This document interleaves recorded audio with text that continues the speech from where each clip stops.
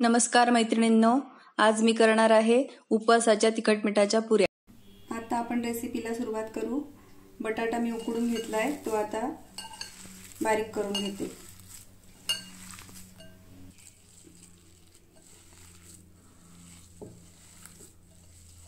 बटाटा बारीक करून झालाय। आता यात जेवढं साबुदाण्याचं पीठ मावेल तेवढं मी टाकून घेते।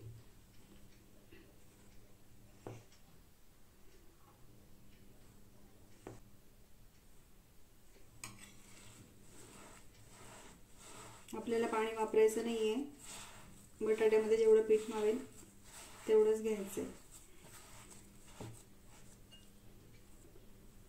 आता यामध्ये मी बारीक केलेली मिरची, कोथिंबीर आणि जिरं हे टाकून घेते।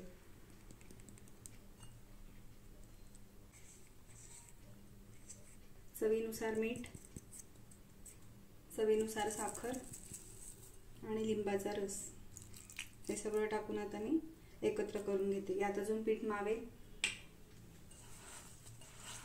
अजून थोडं पीठ टाकून घेते।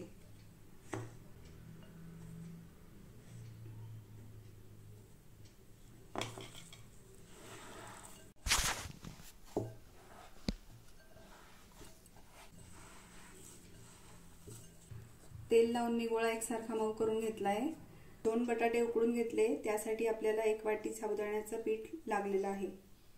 पुऱ्या लाटताना पोळपाटाला चिकटू शकते, म्हणून प्लास्टिकची पिशवी कापून घ्यायची अशा प्रकारे आणि त्याला तेल लावून घ्यायचं। गोळा ठेवायचा, प्लास्टिकचा कागद ठेवायचा आणि हे लाटून घ्यायचं।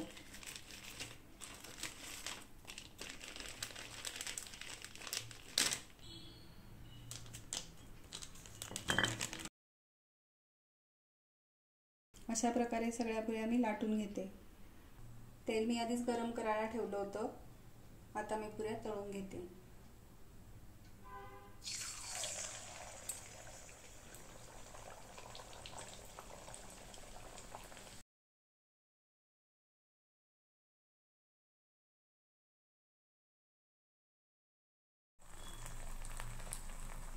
पुऱ्या तयार आहेत।